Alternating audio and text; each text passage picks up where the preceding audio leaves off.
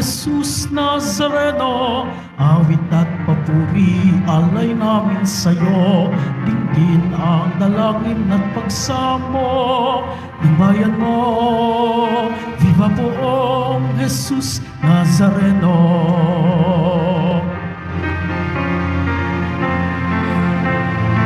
Tayo ngayon ay mag-ibon at sambahin ang poon.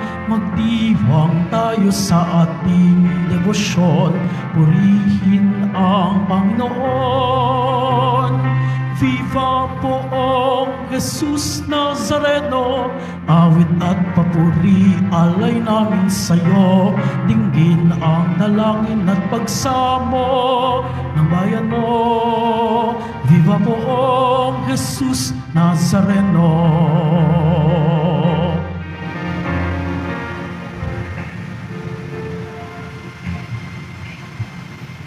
Sa ngalan ng Ama at ng Anak at ng Espiritu Santo. Amen. Sumainyo ang Panginoon. At sumaiyo rin. Mga kapatid, aminin ho natin ang ating mga kasalanan upang marapat tayong gumanap sa banal na pagdiriwang.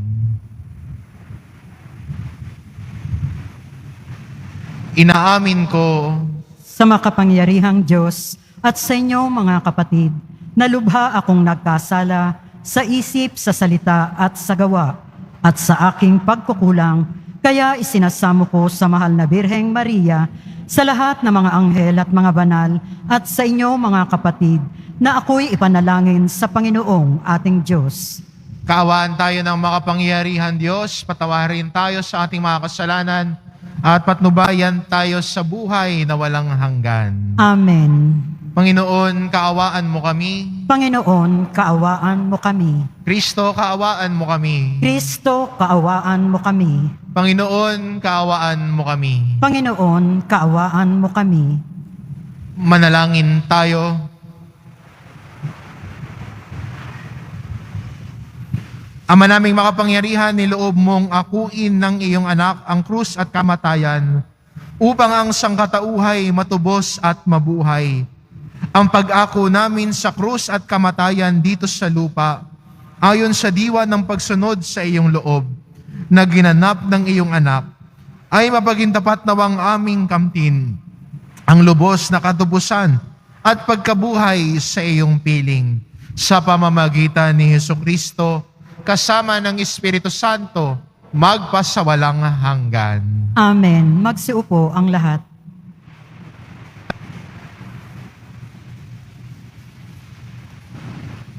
Pagbasa mula sa aklat ng Henesis. Nabuhay si Sarah ng 127 taon. Namatay siya sa Kiryat Arba, tinatawag ding Hebron, sa lupain ng Kanaan. Ito'y labis na ikinalungkot ni Abraham. Sandaling iniwan ni Abraham ang bangkay at nakipag-uusap sa mga Heteo. Wika niya, ako'y nakikipamayan lamang sa inyo. Kung maaari, pagbilhan niyo ako ng dakong mapaglilibingan sa aking asawa. At nilibingan ni Abraham si Sarah sa yungib na iyon sa Makpela, sa lupain ng Kanaan. Ito'y tinatawag ngayong Hebron. Matandang-matanda na noon si Abraham at pinagpapalang mabuti ng Panginoon.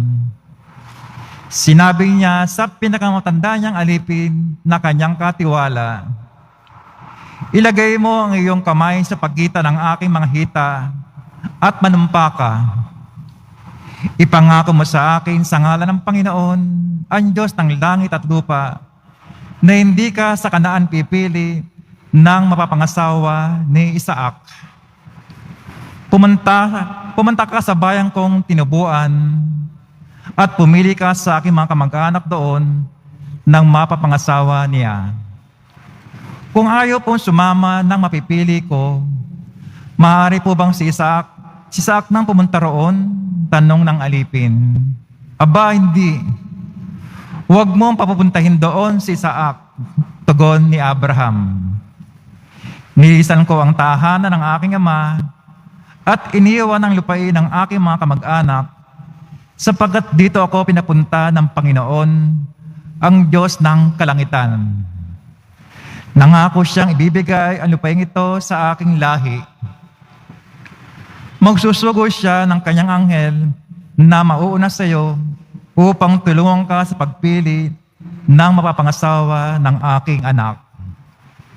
Ngayon, kung ayaw sumama ng mapipili mo, wala ka ng pananagutan sa akin. Ngunit huwag mong papupuntahin doon ang anak ko.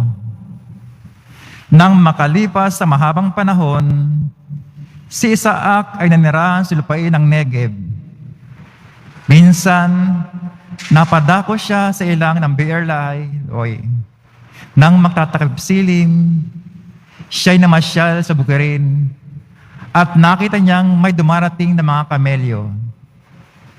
Natanaw ni Rebecca si Isaac, kaya't bumaba siya sa sinasakyang kamelyo. Lumapit sa aliping kumaon sa kanya at nagtanong, "Sinong lalaki iyong papalapit sa atin?" "Siya po ang aking amo," tugon nito. Kumuha ng belo si Rebecca at nagtalokbong. Pagkatagpo nila'y isinalaysay ng alipin kay Isaac ang mga pangyayari. Kaya't tinanggap ni Isaac si Rebecca bilang asawa at dinala sa kanyang tolda. Ang babae ay napamahal sa kanya at naging kaaliwan niya sa pagkamatay ng kanyang ina. Ang salita ng Diyos. Salamat sa Diyos.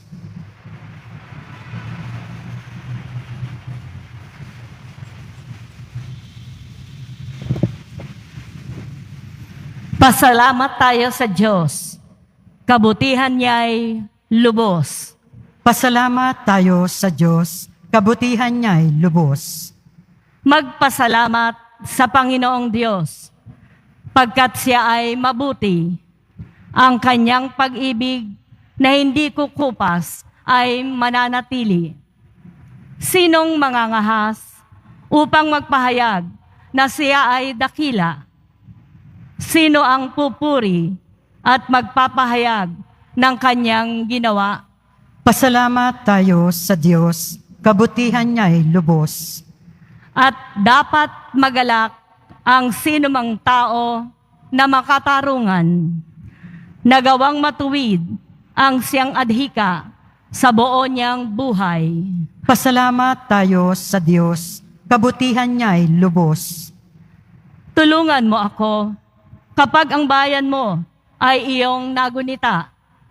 Sa pagliligtas mo, isama mo sana ang lingkod mong Aba, upang makita ko ang pag-unlad nila na iyong hinirang, kasama ng iyong bansang nagagalak, at ako ay magdiriwang. Pasalamat tayo sa Diyos. Kabutihan niya'y lubos. Magsitayo po ang lahat.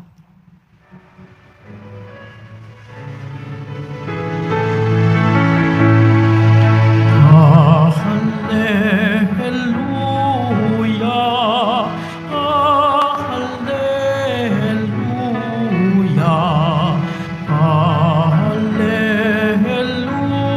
hallelujah,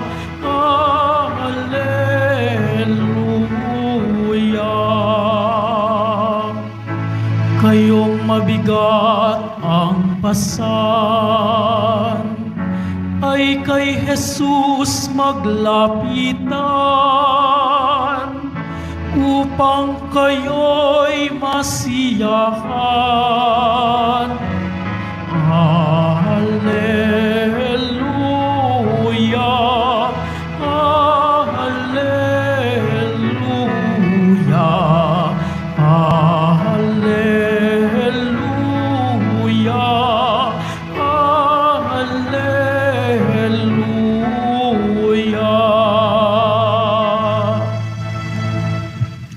Sumainyo ang Panginoon, At sumaiyo rin. ang mabuting balita ng Panginoon ayon kay San Mateo. Papuri sa iyo, Panginoon. Noong panahon ngayon, umalis si Jesus. Sa kanyang paglakad, nakita niya ang isang taong ang pangalay Mateo. Nakaupo ito sa paningilan ng buwis. Sinabi ni Jesus sa kanya, "Sumunod ka sa akin." Tumindig si Mateo at sumunod sa kanya. Nang si Jesus at ng kanyang mga alagad ay nasa bahay ni Mateo, nakaupo, dumating ang maraming publikano at mga makasalanan at sila'y magkakasalong kumain. Nang makita ito ng mga Pariseo, tinanong nila ang kanyang mga alagad, "Bakit sumasalo sa mga publikano at mga makasalanan ang inyong guro?" Narinig ito ni Jesus at siya ang sumagot, "Ang mga may sakit ang nangangailangan ng manggagamot, hindi ang mga walang sakit. Humayo kayo at unawain ninyo ang kahulugan nito. Habag ang ibig ko, hindi hain, sapagkat naparito ako upang tawagin ang mga makasalanan, hindi ang mga banal." Ang mabuting balita ng Panginoon. Pinupuri ka namin, Panginoong Hesu Kristo. Magsiupo ang lahat. Nang tinawag po ni Jesus si Mateo, hindi po siya tumawag ng isang taong perpekto. Hindi siya tumawag ng isang taong walang kapintasan. Sa katunayan nga ho, kung ikaw ay publikano, ang tingin sa iyo ay ikay makasalanan. Ganun po agad yung stereotype sa kanya. Kung ikaw ay publikano, ikay makasalanan. Kaya tinawag po ni Jesus si Mateo na isang publikano at maniningil ng buwis. Ang tinatawag niya ay isang taong hindi perpekto. Marahil din sa atin, etong iniisip natin, "Panginoon, ayoko muna sumunod sa iyo. Marami akong kasalanan, Panginoon. Panginoon, natatakot ako tumugon sa iyo. Napakahina ako, makasalanan ho ako." Ayun nga talaga yung punto. Ang tinatawag ni Jesus sa sumunod sa Kanya ay hindi mga taong perpekto, kundi mga taong makasalanan at nangangailangan ng paghuhubog ng puso. Kaya maalala ninyo, nung tawagin ho ni Jesus si Pedro, ang sinabi ni Pedro kay Jesus, "Panginoon, lumayo kayo sa akin, isa ako makasalanan." Pero sabi ni Jesus, "Sumunod ka sa akin." At ito po ang panyaya sa atin lahat ni Jesus ngayon. Sumunod ka sa akin. At hindi ina-expect ni Jesus na perpekto ka. Hindi inaasahan ni Jesus na walang kapintasan sa iyong buhay. Hindi inaasahan ni Jesus na wala kang kahinaan. Kasi lahat tayo meron. Pero ang pagkakaiba natin bilang mga Kristiyano at deboto na tumutugon sa tawag ni Jesus, hinahayaan natin na hubugin ng Diyos ang ating buhay sa pamamagitan ng pagtugon natin sa Kanya. Kaya po, sa paanyaya ni Jesus sa atin, "Sumunod ka sa akin." Sana ang isagot natin, "Opo, Panginoon, tutugon ako." Tulad po ng ginawa ni Mateo sa ating ebanghelyo. Anong ginawa niya? Nung sinabi sa kanya ni Jesus, "Sumunod ka sa akin," ang ginawa niya, tumindig siya at sumunod sa Kanya. Sana tayo din po, bilang mga Kristiyano at deboto ng mahal na pong Jesus Nazareno, siya ang tumatawag sa atin, "Sumunod ka sa akin." At sana, tulad ni Mateo, alam natin ang kahinaan natin, pero kahit alam natin ang mga kapintasan at kahinaan natin, tatayo tayo at sasabihin, "Opo, Panginoon, narito ho ako." Kaya nating sabihin sa mahal na pong Jesus Nazareno, "Opo, narito po ako, ang iyong alagad, susunod po ako sa iyo."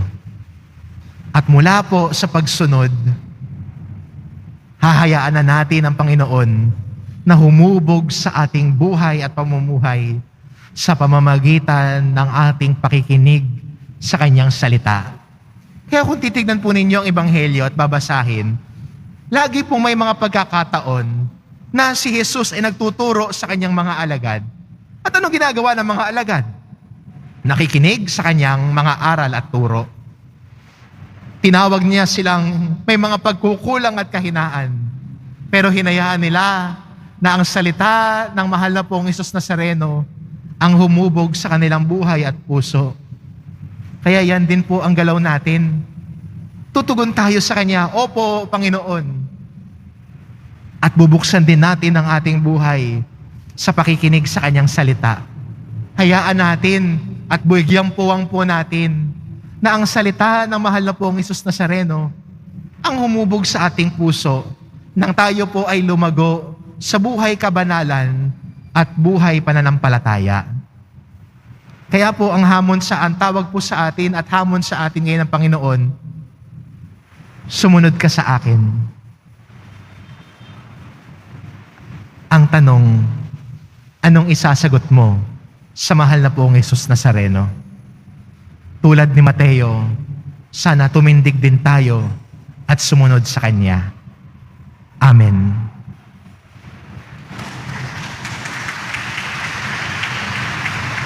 Magsitayo po ang lahat.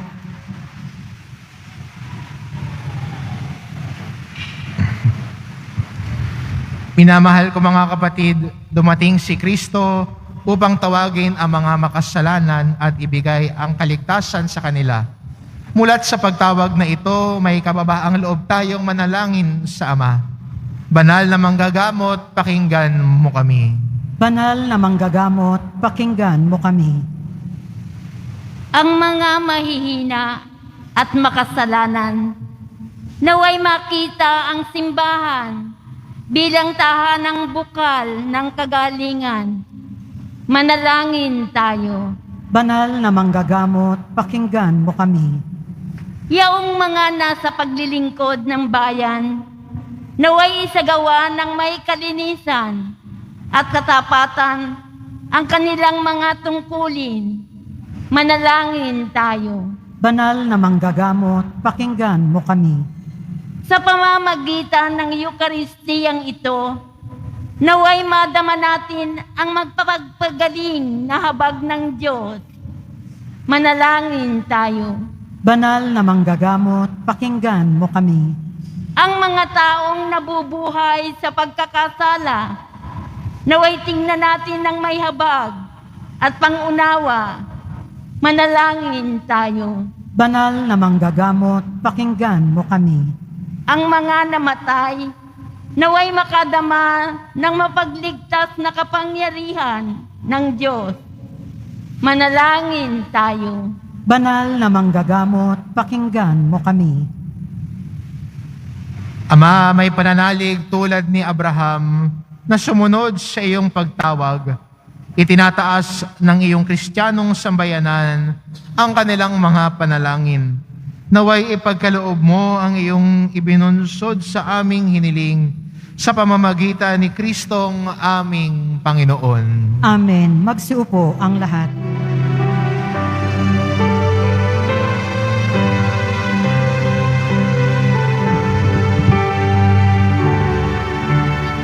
O Jesus Nazareno, naririto kami sa harap mo. Alak at tinapay alay namin sa'yo, mula sa tangkay ng ubas at butil ng trigo, upang maging dugo't katawan mo.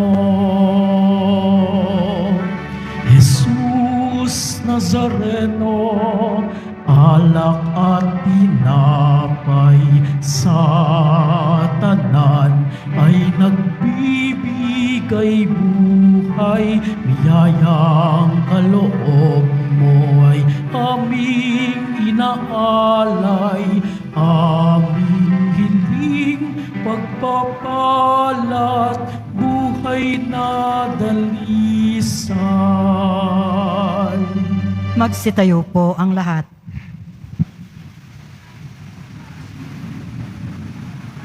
Manalangin kayo mga kapatid upang ang paghahain natin ay kalugdan ng Diyos amang makapangyarihan. Tanggapin nawa ng Panginoon itong paghahain sa iyong mga kamay, sa kapurihan niya at karangalan sa ating kapakinabangan at sa buong sambayanan niyang banal. Ama naming lumikha sa ikapagpapatawad ng mga kasalanan, maganap nawa ang paghahaing ito na sa dambana ng krus ay siyang pumawi sa kasalanan ng buong mundo.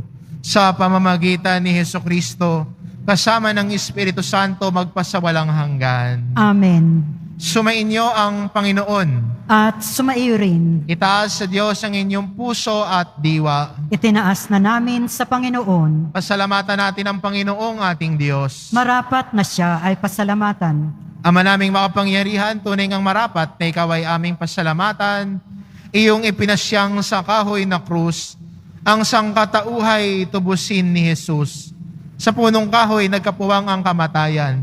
Sa kahoy na krus itinanghal ang pagkabuhay. Sa punong kahoy na naig ang sumuway sa iyo. Sa kahoy na krus siya'y nadaig ng masunuring anak mo. Kaya kaisa ng mga anghel na nagsisiawit ng papuri sa iyo, nang walang humpay sa kalangitan, kami nagbubunyi sa iyong kadakilaan.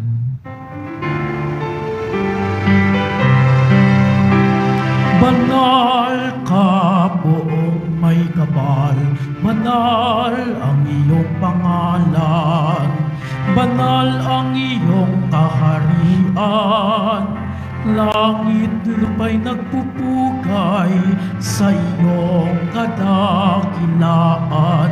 Dinarakilahan ng lahat ang naparito mong anak, na siyang nagmulat sa bulag, sa pilay ay nagbalakad at nakiramay sa lahat.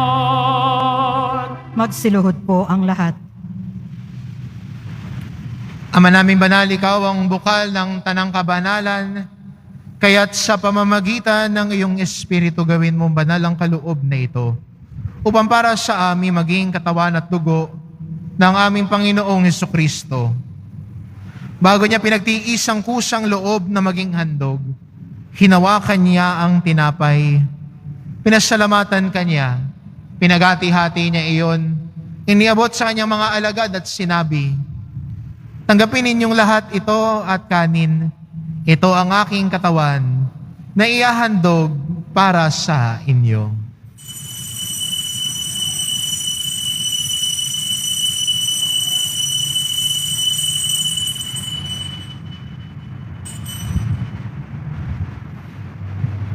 Gayon din naman na matapos ang hapunan, hinawakan niya ang kalis, muli kanyang pinasalamatan. Iniabot niya ang kalis sa kanyang mga alagad at sinabi, tanggapin ninyong lahat ito at inumin. Ito ang kalis ng aking dugo, ng bago at walang hanggang tipan. Ang aking dugo na ibubuhos para sa inyo at para sa lahat, sa ikapagpapatawad ng mga kasalanan. Gawin ninyo ito sa pag-alala sa akin.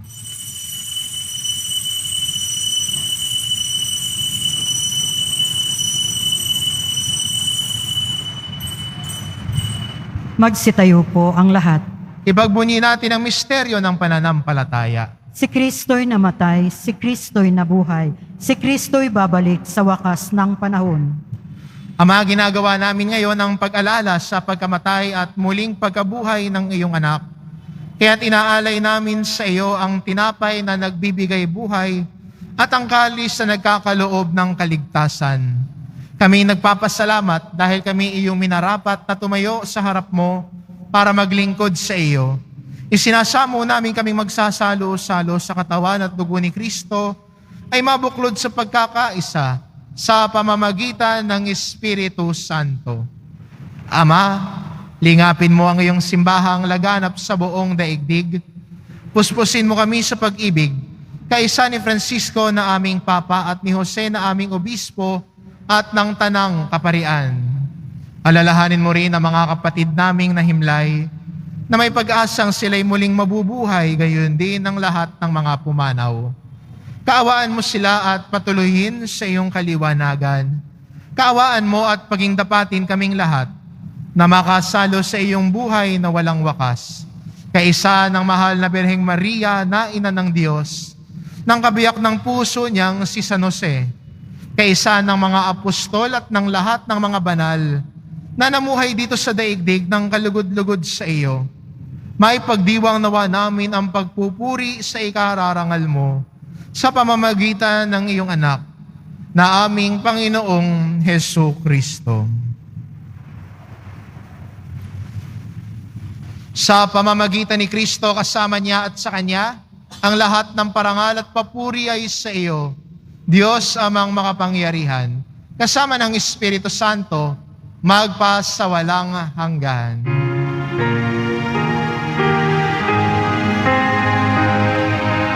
Amen.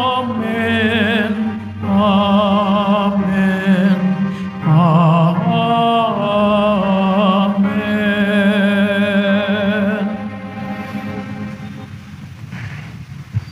Sa tagubilin ng mga nakagagaling na utos at turo ni Jesus na Panginoon natin at Diyos, ipahayag ho natin ng lakas loob. Ama namin, sumasalangit ka, sambahin ang ngalan mo, mapasa amin ang kaharian mo, sundin ang loob mo dito sa lupa para nang sa langit. Bigyan mo kami ngayon ng aming kakanin sa araw-araw at patawarin mo kami sa aming mga sala para nang pagpapatawad namin sa nagkakasala sa amin at huwag mo kaming ipahintulot sa tukso at iadya mo kami sa lahat ng masama. Hinihiling namin kami adya sa lahat na masama pagkalooban ng kapayapaan araw-araw, iligtas sa kasalanan at ilayo sa lahat ng kapahamakan. Samantalang aming pinananabikan ang dakilang araw ng pagpapahayag ng tagapagligtas naming si Hesu Kristo. Sapagkat iyo ang kaharian at ang kapangyarihan at ang kapurihan magpakailanman. Amen. Panginoong Jesucristo, sinabi mo sa iyong mga apostol, kapayapaan ang iniiwan ko sa inyo, ang aking kapayapaan ang ibinibigay ko sa inyo. Tunghayan mo ang aming pananampalataya at huwag ang aming pagkakasala. Pagkalooban mo kami ng kapayapaan at pagkakaisa, ayon sa iyong kalooban kasama ng Espiritu Santo, magpasawalang hanggan. Amen. Ang kapayapaan ng Panginoon ay laging sumainyo. At sumaiyo rin. Magbigayan kayo ng kapayapaan sa isa't isa.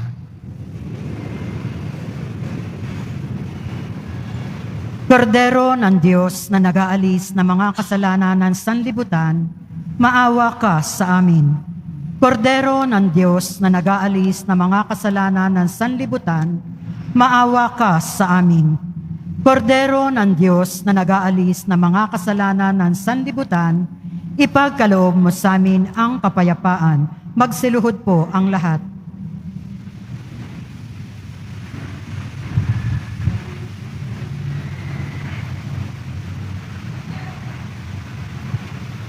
Ito ang kordero ng Diyos, ito nag-aalis ng kasalanan ng sanlibutan. Mapalad ang mga inaanyayahan sa kanyang piging.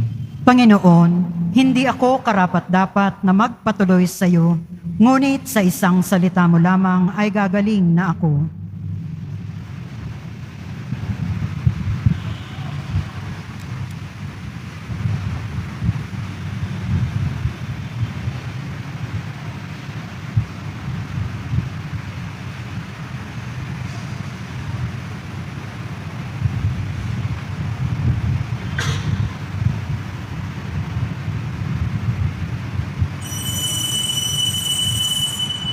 Para sa lahat ng tatanggap ng banal na komunyon, sasagot po tayo ng amen pagkasabi ng pari o lay minister ng katawan ni Kristo at isubo agad sa bibig bago umalis sa harapan ng pari o lay minister.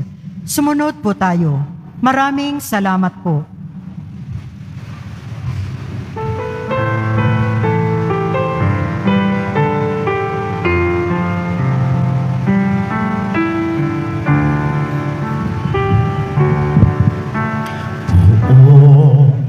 Jesus Nazareno, salamat po sa pag-ibig mo.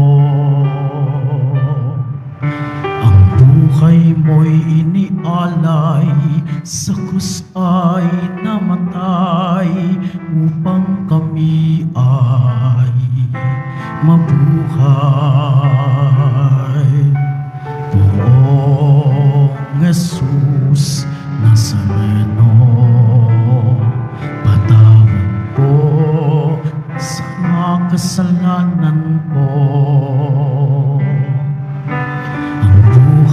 ko'y iaalay, ang lahat ay ibibigay. Puso ko'y sa'yo lamang habang buhay. Poong Jesus Nazareno, kay buti mo sa hirap at tusa, ika'y kasama ko. Ang samo ko't dasal sana'y pakinggan mo, nang mapawi na mga paghihirap ko. Poong Jesus Nazareno, salamat po. Ang iyong pagmamahal ay nadarama ko, ngayon at magpakailanman, ika'y pupurihin ko. Mahal na Poong Jesus Nazareno,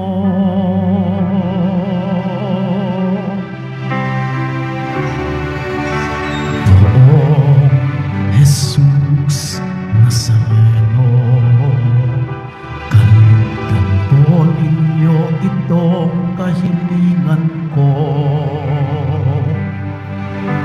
Mabuhay ng mapayapa, ilalayo sa lahat ng masama. Kaawaan niyo po kami umaasa. Poong Jesus Nazareno, at lumayan niyo po nawa't gabayan ako.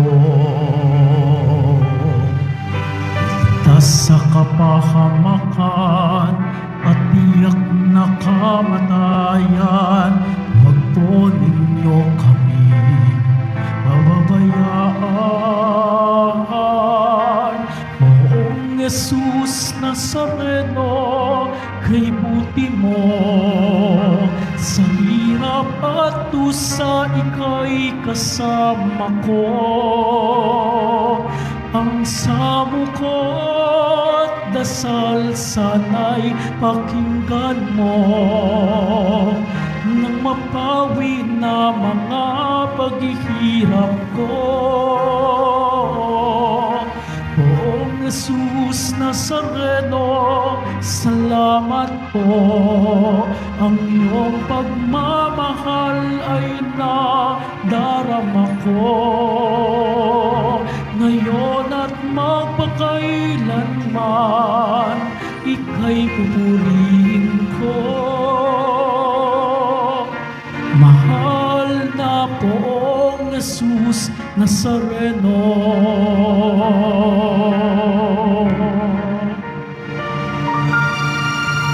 mahal na Poong Jesus Nazareno.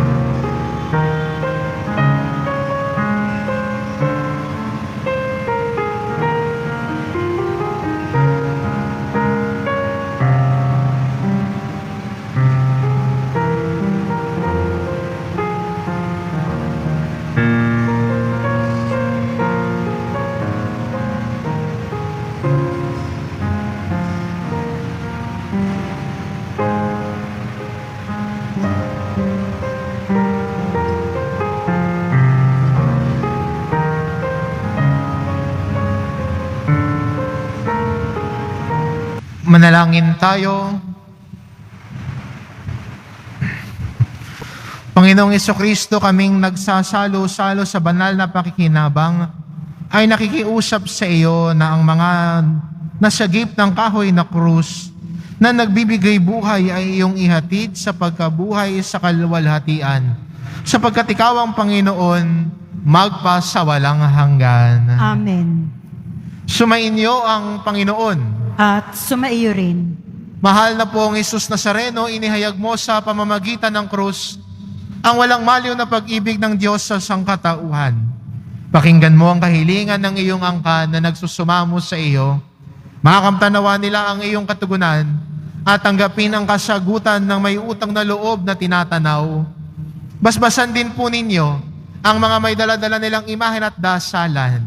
Sa pamamagitan ng bendisyon na ito, naway maalala nila ang mga pangako nila noon sa binyag, na ikaw ang kanilang iibigin at paglilingkuran bilang Panginoon, magpas sa walang hanggan. Amen.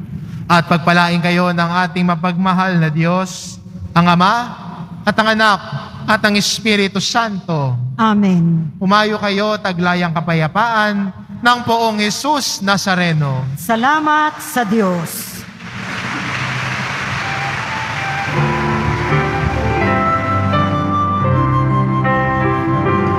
Nuestro Padre Jesus Nazareno, sinasamba ka namin, pinipintuko ka namin, aral mo ang aming buhay at kaligtasan.